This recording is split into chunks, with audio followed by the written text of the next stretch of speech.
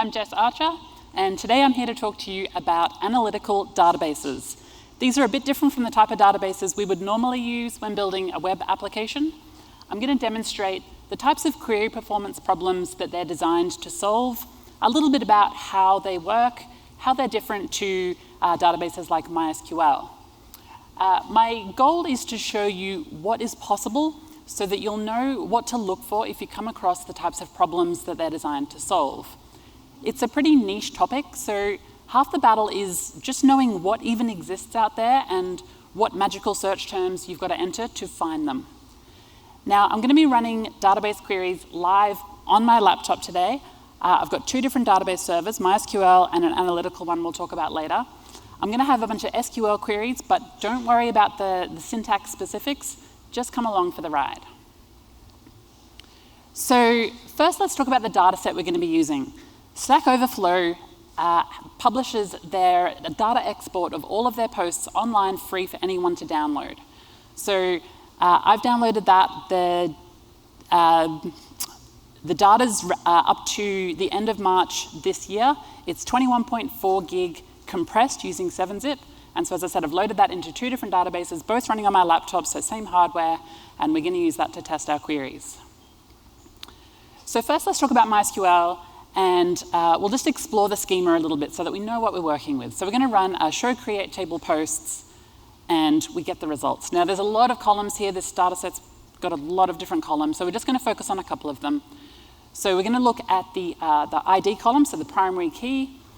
We're going to look at the post type ID. So in this data export, they've got all the questions, all the answers, wiki posts, everything, all in this one export. I don't know if this is how they're running it in production or if this is just how they have it in the export. A quick note here, I wouldn't normally advocate for an enum. They're a little bit annoying to change. You've got to run a migration if you want to change the values in them. But if you've got a really, really big database, then this can actually be a performance improvement because you're not storing these big long strings over and over and over again. We've got the creation date, so the date that the post was created, the question or the answer, so on. We've got the view count, so they've generously given us the count of views each post has had, accurate up until when the data was exported. We've got the full body of the post, so a big medium text column. We've also got the title, and then we've got a couple of indexes down the bottom here that I've added to try and give MySQL the best helping hand possible. So we've got a primary key on our ID column. We've got ID on our post type ID, so that's defining what type of, whether it's a question and answer and so on. We've got an index on the view count, an index on the creation date, and a compound index on the creation date and the view count. And the engine here is InnoDB, that's kind of the default one. So first up, let's try and find out how many rows we've got in this table. I'm going to get this query running now. You'll see I've got a timeout of 10 seconds. This query takes anywhere between 2.5 minutes to 4 minutes to run, and we don't have it all day, so I've set a timeout on that one, and we'll find that we cannot find this out very quickly. So how else can we find out how many rows are in this export? We can use the MySQL information schema table. So if we run this query, we'll see that there's 66 million rows. We've got 134 gigabytes of data, and the indexes I've created are about 6 gigabytes. This row count, though, is completely wrong. It's just an estimation. You can ask MySQL to recompute it, but for this data set, it just flip-flopped between two values that were both completely wrong. So I've also got this data set loaded up into another database that we'll look at more later, and I'm going to run that same select count star, and in 2.1 milliseconds, we can see that there's actually 59 million rows in here, so nearly 60 million rows. So first I want to introduce you to a term that is pretty new to me. It's OLTP, and it stands for Online Transaction Processing. Now the key word here is transaction.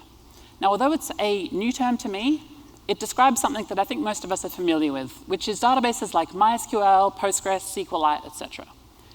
These databases are pretty general purpose, they're the ones we kind of reach for by default, but they've been optimized for short atomic changes of state, so the kind of create, read, update, delete sort of workflows. So the word transaction in OLTP doesn't refer to like begin transaction, end transaction in SQL queries. It's more like a bank transaction or something where you're just operating on generally one row at a time. So let's run some OLTP or transactional style queries. These are the queries MySQL is really, really good at. So first up, let's just have a look at the very first post in this data set. So we're just going to select a couple of columns. We're going to order by our primary key and limit 1. And if we run this query in 1.2 milliseconds with 60 million rows, we find out that the first post is how to convert decimal to double in C#. Now, the ID is 4, so presumably there were some maybe test posts beforehand. I don't know a whole lot about the history of this data set, but we can make some assumptions. And we can see the view count, and the creation date was March 2008, so that's the very beginning of this data set. I can probably run this query again, and it might even get under a millisecond if we're lucky. Not today, but still very, very fast. Again, 60 million rows. Now let's have a look at the top 5 viewed posts of all time on Stack Overflow. So we're going to select the same columns, but this time we're going to order by the view count, and we had an index on that view count. So we're going to order by that descending, and let's just grab the top 5. So 1.1 milliseconds, and we can see that the most popular, most viewed post on all of Stack Overflow is how do I undo the most recent local commits in Git. I think this is one we have probably all been to. So this view count of 13 million, nearly 14 million, I imagine nearly every one of us in this audience has contributed to that number on stage. We've also got how can I remove a specific item from an array in JavaScript? I've been there. How do I delete a Git branch locally and remotely? Okay, yep. Find all files containing specific text on Linux, and how do I revert a Git repository to a previous commit? So a lot of Git questions. Git's pretty hard, especially when you make a mistake. These are all kind of how do I undo something that I broke. But the main thing here is we got this result back very, very quick with MySQL. How about looking up by primary key? This is, again, another thing MySQL really excels at. So we're going to select all of the columns for that most popular post. And again, we can run this one really quickly. I'll try and run it a few more times. This one can run in under a millisecond as well, but not today. How about we try and figure out the extent of this data set? So let's find the minimum and the maximum creation date. So we're doing some kind of aggregation style queries here, but we have an index on that column, so we can run this one super, super fast. So this one did run in under a millisecond, and we can see that our date range for our posts is from the 31st of July 2008 up until the 31st of March this year. How about the highest ID? Doing a max on the ID. Again, MySQL is really, really fast at this because we have indexes. We can see our max ID is over 78 million. So my assumption is that there's a lot of posts that have been deleted because we only have about 60 million rows in this table. How about doing an average on the view count? So we have an index on that one. I'm going to get this one running. This one can take 4.5 seconds to like 10 seconds, depending on if my laptop's plugged into power. So 5.9 seconds to calculate the average view count, even when we have an index. Now, depending on why you need this value, maybe this is fine. If you have your boss asking you for this value, that amount of time is absolutely fine. But if you're building a dashboard or a real-time application, this is going to be far too slow. How about something a little bit more complicated? We're going to do a group by on the creation year and just find what's the highest view count for a post in each year. So we saw that the view count was very fast to do a max on, but once we do this group by, I should have kicked this one off again as well. This one it can take about 12 seconds, but sometimes over 20 seconds. There's a lot of kind of variation depending on what else is running, if I'm doing screen sharing, all sorts of different things. But we have, yeah, there we go. So 13.7 seconds to run that query. Again, this, depending on the use case, is maybe fast enough, but maybe it is not. What else have we got? All right, so I want to introduce you to another new term I learned, which is OLAP, or OLAP. This one stands for Online Analytical Processing. And the keyword here, of course, is analytical. So OLAP databases have been optimized for aggregating large amounts of data. They're for the use cases of things like reporting and analytics and business intelligence, logs, all those sorts of things. Some examples of these types of databases are things like Redshift, Snowflake, BigQuery, and SingleStore. Now, there's a lot of proprietary databases here, generally pretty expensive. You've got to run them in the cloud. SingleStore is kind of an interesting one. It's a hybrid OLAP, OLTP. They've kind of figured out how to make things work. But today I want to talk to you about my favorite OLAP database. And this one's called ClickHouse. So ClickHouse, the name comes from Clickstream Data Warehouse. Clickstream is an analytics term, so basically where people click on web pages, storing that in a data warehouse. It was originally built for a company called Yandex.Metrica, which is the second largest analytics company after Google Analytics. But these days it's used by companies like Cloudflare, eBay, Lyft, Vimeo, Microsoft, etc. In the case of Cloudflare, they're ingesting 11 million rows per second into ClickHouse. So it's designed for these very heavy workloads, and they're using it for analytics. But why do I like ClickHouse? It is free and open source. They've got 36,000 stars on GitHub. It's about half of the Laravel framework, but it's a pretty niche tool, so I think that's very, very respectable. It also has excellent documentation, which we love in the Laravel community. And it's faster and cheaper to run, according to them, but also in my own tests, from pretty much all of the other databases I've tried and the ones that were mentioned earlier. There's some links down there, I don't know if you can see them, but backs up those things. So let's run some OLAP, some analytical queries. Now we're going to run them on ClickHouse. So let's first just do that select average view count. I haven't got any indexes set up on this. And if we run this one, 27 milliseconds. So as a reminder, this took, like 6 seconds, 5.5 seconds on MySQL, 27 milliseconds on ClickHouse. How about we throw a bunch more aggregations at it? So we'll do min, max, average. We'll get the 95th percentile, the 99th percentile, and we'll get a sum. And we'll run this one, 52 milliseconds to get those results back. We can see our max there was the max of our highest post about Git. We've got our average. The P95 and P99 are kind of interesting. We can see that 95% of posts have a view count of less than 3,600, and 99% of posts have a view count of less than 18,000. So the big numbers, these 13 millions, are in the top 1% and probably the top 0.0001%. I also was going to show you the sum of the view counts, 76 billion. So that's how many times posts have been viewed on Stack Overflow. So how about doing that group by aggregation? This was another thing MySQL really struggled with. This is a similar query we ran in MySQL, but I've chucked in a few more aggregates here. We'll run this one, 98 milliseconds to get those results. There's a few interesting things in here, so we can kind of scroll down. Where's my cursor? So we can see the count of posts. For the first year, that number doesn't really count because we don't have data from the start of that year. But we can see that over time, the counts have kind of gone up and up and up. But from like 2018 onwards, they've started to go down and dropped pretty dramatically. 2024 doesn't really count because we don't have a full year. But it is kind of interesting that they're getting less posts over time. And I wonder whether that's something to do with AI now answering a lot more questions. I'm not sure. We can kind of draw our own conclusions from these results. How about finding out how many unique users there are in this data set? So we're going to do a count distinct. Again, this is a really, really tricky one for MySQL when you've got a lot of data. So if we run this one, 260 milliseconds, and it tells us that there are 6.2 unique users in this data set. An interesting thing with ClickHouse, by the way, is, see it's telling us how many rows it read? So every time you run a query with ClickHouse, it gives you extra metadata. It tells us how long the query took, how many rows it read, and how much data it had to read in to do that. So we can see that it's scanning all 60 million rows to do these calculations. If I run this one again, it might get faster. Yeah, as it builds up a bit of a cache, it can get faster. How about finding the top 5 users by how many answers they've posted? So we're going to filter by just answers, and we're going to group by the user ID, and we're going to get the count. We're going to just get the top 5, and this one runs in 185 milliseconds. But what's really impressive here is that the database has to calculate the counts for all 6.2 million users to figure out just the top 5.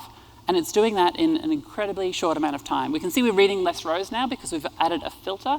That's one kind of secret to unlock query performance with ClickHouse is filtering when you can. How about the most viewed Laravel posts? So this time we're going to do a text search, case insensitive, on the title column and find the top 5 posts that mention the string Laravel anywhere in the title. So 217 milliseconds. Again, super, super fast. There's no indexes on that column, but it's able to scan through them and find those. There's nothing particularly exciting in the titles here. How can I remove a package from Laravel using Composer? Standard sort of stuff. One thing we can do to improve the performance here is we're doing a case-insensitive search.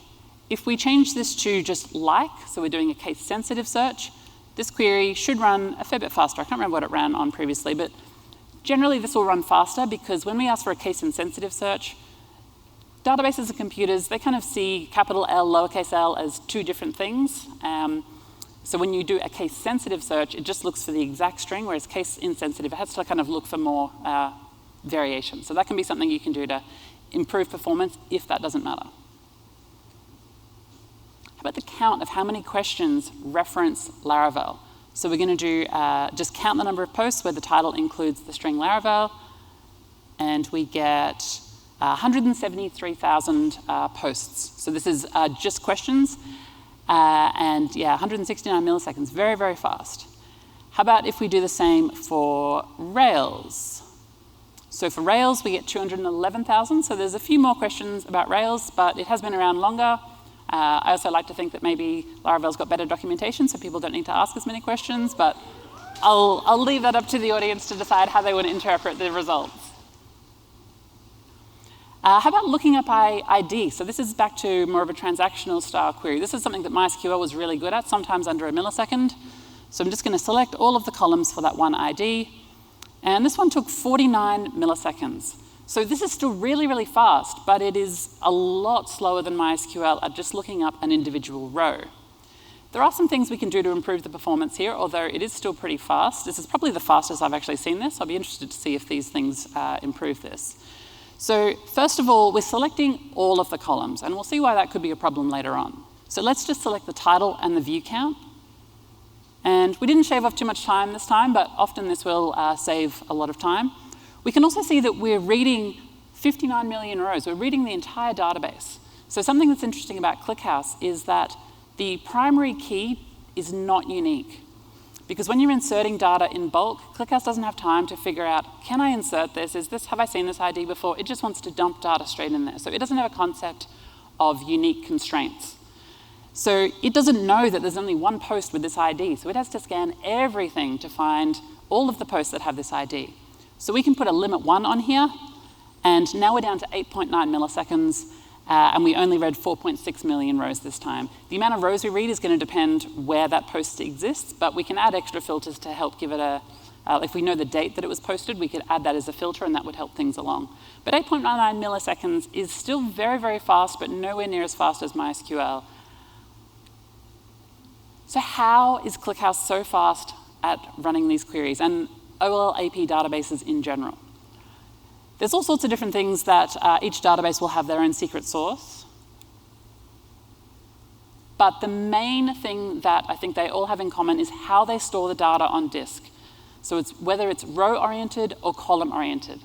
So databases like MySQL store data row-oriented, which means they store all the data for each row together. Whereas in a column-oriented database, the columns are stored together. Now, to help illustrate this, I've done this kind of pseudo MySQL style database file. MySQL doesn't really store things in CSV, but it's just to illustrate things. So imagine this is the MySQL database file. So we can see we've got all of the columns for row 1, column 2, column 3, then all of the columns for row 2, and so on.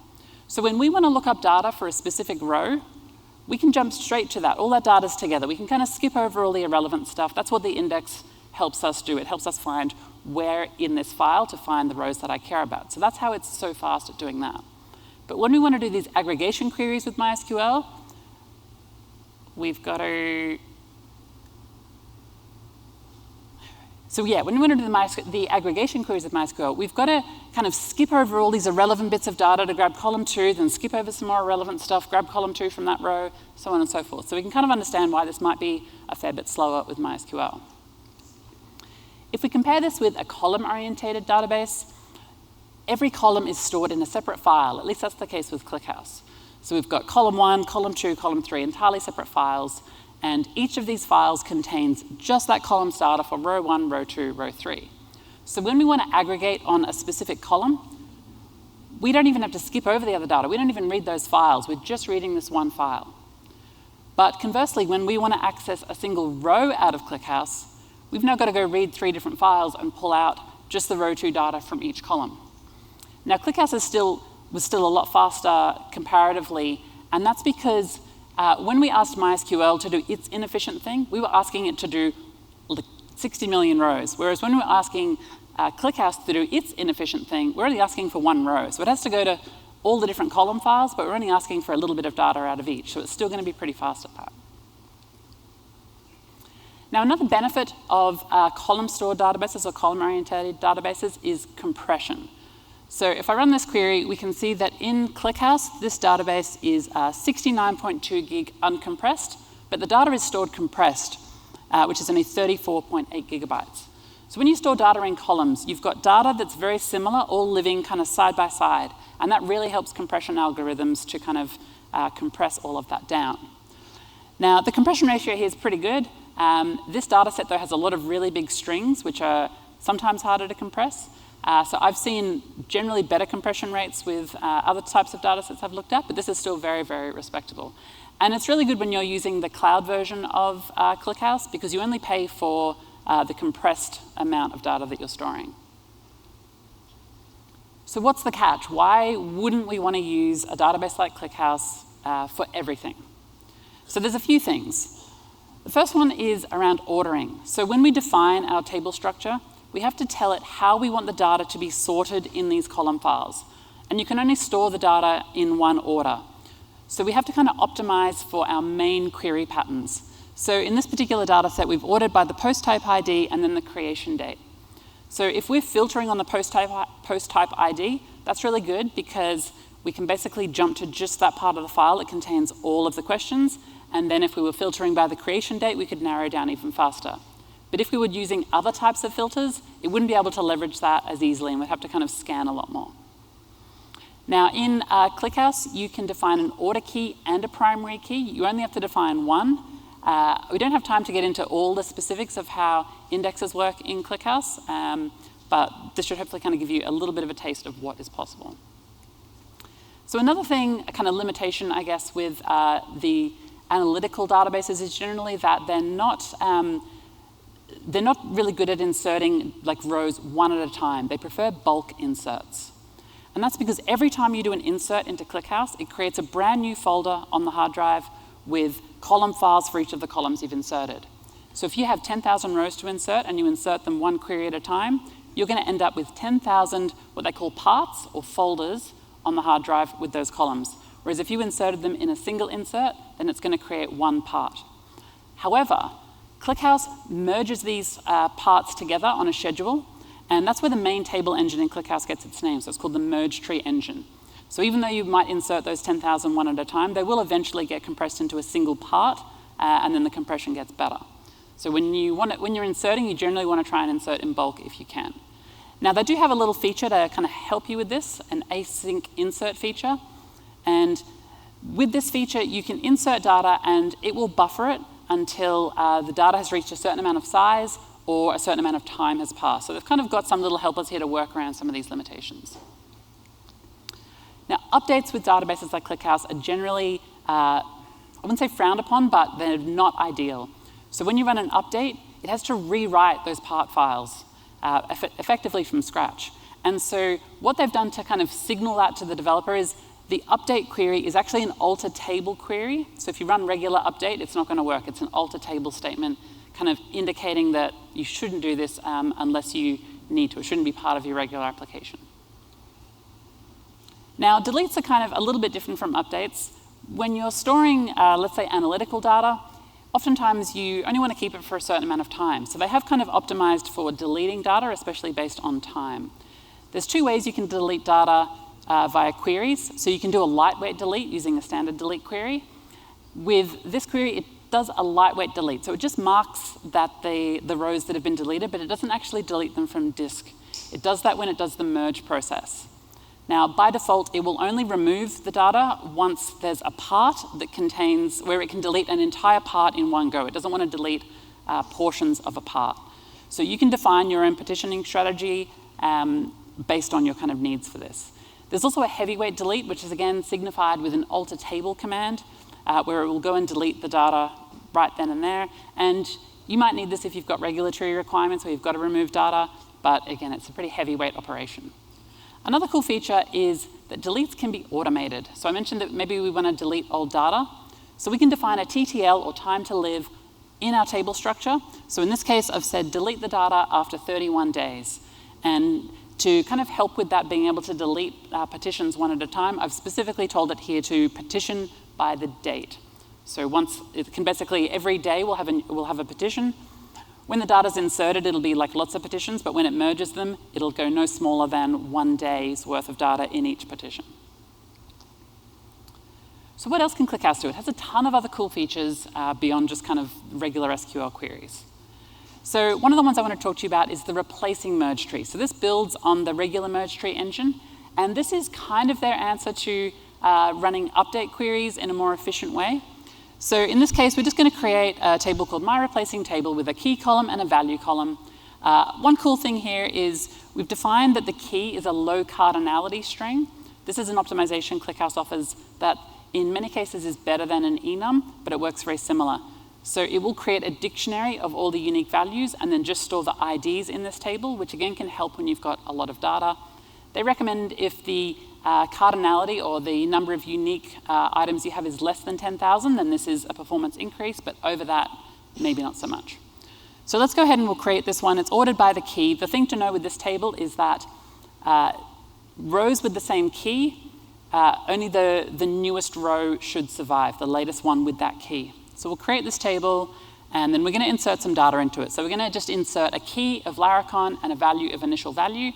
So we'll insert that one, and then we'll insert the same key Laracon, but this time the value of updated value, and we've got those two. So now let's just select star from that table.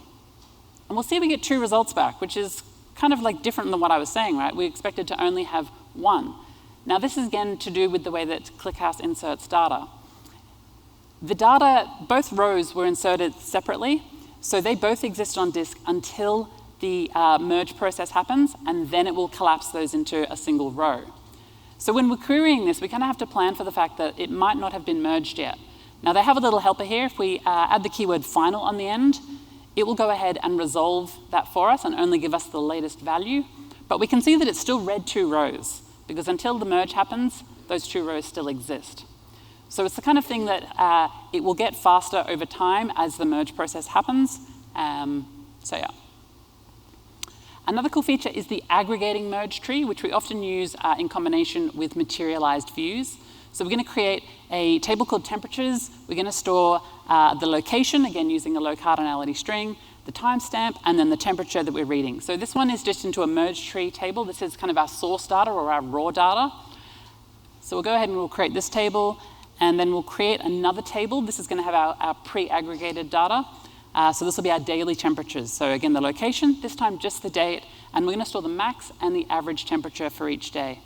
And we've got our order by on the location and the date. So that's kind of defining what should be kind of unique in this data set. One of the reasons you'd want to do this is ClickHouse is really fast with 60 million rows. It's a pretty small data set by ClickHouse standards, but you do get to a point where querying this raw data can still eventually get slow. So these pre-aggregation tables can help you when you get to even bigger amounts of data. So we'll go ahead and create this table. So we now have 2 tables. The last thing we need to add is a materialized view. Now, materialized view in ClickHouse works pretty differently from most databases. In ClickHouse, it's effectively just an insert trigger. So when data is inserted into our temperatures table, it's going to run this query to insert data into our daily temperatures table. There's some little help we need to do here to tell it how we want to aggregate it, all that sort of stuff, but don't worry too much about the specifics. So we'll go ahead and create that materialized view, and now we're going to insert data into our temperatures table. So this is the raw data table. So we're going to insert the location of Dallas, the time is now, and the temperature of 100 degrees. I'm not too familiar with Fahrenheit, but it's pretty hot, and I think that's a pretty hot number. Let's also now go and insert another temperature. So now the temperature's gone up to 110 degrees. I think that's actually a pretty significant jump, but again, I'm not too familiar with Fahrenheit, so we'll go and insert that one. And now let's just select star from our temperatures table. So this is, again, our raw data table. And we can see we've got the 2 rows we expect to have. Those ones aren't going to get merged together. But now let's query our daily temperatures table, our aggregates table. So we have to write a query that is effectively like a pretty standard aggregation query. There's a few little interesting things like average merge. Again, don't worry too much about that. But if we run this query, we'll see we get the results we expect. So for today, we've got a max of 110 and an average of 105. But we can see that we read 2 rows still. So that tells us there's still 2 rows in this pre-aggregated table. And that's again because the data hasn't been merged yet. It hasn't gone ahead and kind of collapsed those into one row yet. Now we can tell it to perform an unscheduled merge. So we can do optimized table with the final keyword on the end. Again, this is not something you want to do like out of habit, but for demonstration purposes, we can tell it to go and do that. So if we run the same query again, then we get the same results, but now we've only read 1 row from disk. So as new data's coming in, let's say for the whole of the day, that table's probably going to be pretty big towards the current day, but then as the merge happens, it's going to get smaller and smaller until there's only 1 entry per location per day. Another cool feature of ClickHouse is that it can fill gaps in time series data. So let's say we want to plot these temperatures on a graph. We want to plot the temperatures for the current week. So I'm going to run this query, and it's going to give us just 1 result, so the max and the average for today. But we want to have the results for the week. So normally you'd have to, if you knew you had missing data, you'd kind of have to maybe in PHP go and try and pad in all the missing days so that you can pass it to your charting library. But with ClickHouse, we can say with fill and define we want it from the start of the week until the end of the week with an interval of 1 day. So if we run this query, we now get results for the full 7 days with zeros for all the days where we don't have data, and then our results down there. Now you can tell it how you want to interpolate missing values. By default, it'll just give you zeros, but you can use the previous day's value and add things to that, all sorts of interesting things. So a few performance considerations, and this applies to OLTP databases or transactional databases and analytical databases. So the first thing is that everything is fast with limited data and a fast laptop. So if you've got a lot of data in production, you kind of need to test locally with a lot of data. So always test with a production-like data set and a production-like environment. If your laptop's really fast, but your database in production is a T2 micro something or other, you're probably going to want to test with that if performance is a concern and you have a lot of data, regardless of which database you're using. The other thing with performance is the best way to get the most out of any tool is to understand the internals.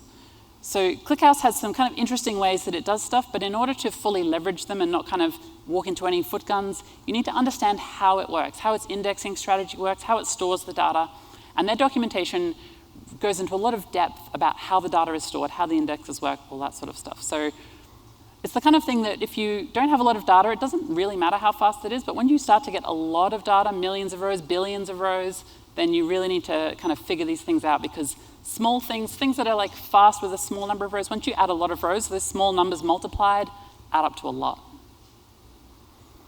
Now, the story for working with ClickHouse in Laravel is pretty good. There's a couple of interesting packages. There's a PHP-specific package, there's a query builder package, and then there's this PHP ClickHouse Laravel package, and it kind of wraps those first 2 packages and lets us use ClickHouse with Laravel's query builder and migrations and eloquent models, all that sort of stuff.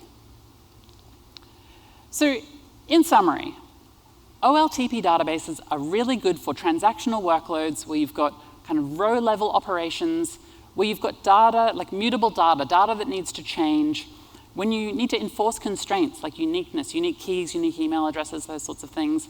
And they're also great at light aggregation.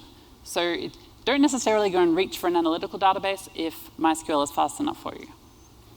OLAP databases, on the other hand, they're really good for large data sets, for things like real-time analytics, business intelligence, logs, events, and traces, and even machine learning and generative AI. ClickHouse has some specific engines for doing vector searches. I haven't played with any of that stuff, but apparently it's pretty good. The kind of key thing here, though, is that it's not really a case of OLTP versus OLAP. OLAP databases, they're not a silver bullet that's just going to replace MySQL or Postgres for you. They're more a tool you bring in for specific scenarios. I think every application is going to still need an OLTP database. You just bring in an OLAP database for certain things. Now, you might be wondering why I am so interested in analytical databases and ClickHouse. Well, I will tell you all about that at Laracon Australia in November. Thank you very much.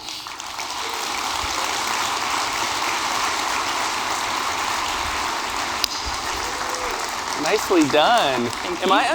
Am I to understand that those slides, you were actually running those queries live? Live queries, 2 databases, both running on my laptop, same hardware, and they ran live on SlideClick. And how did you do that? I used a tool called sly.dev. So it's basically a markdown slide generator that uses Vue to do all the rendering. And they did most of the hard work, but I do have a whole lot of hacks in my node modules directory. So if I ran npm update, my whole talk would be ruined. Glad you did not do that before we came on. Last question. The last time you and I talked, you were like deep in the internals of Redis. And now you're deep in the internals of ClickHouse. Is this a part of the stack that you prefer, or are you just the type of person that just likes to go all the way to the core of it? I like to go anywhere. I mean, generally I'm trying to solve a problem, and these are ways to solve the problem. So they're kind of means to an end, but they're very, very fascinating in their own right, and I like to kind of, go deep and learn everything I can about them so that I can kind of get the best out of them, especially when I'm dealing with things like a lot of data and need it to be fast.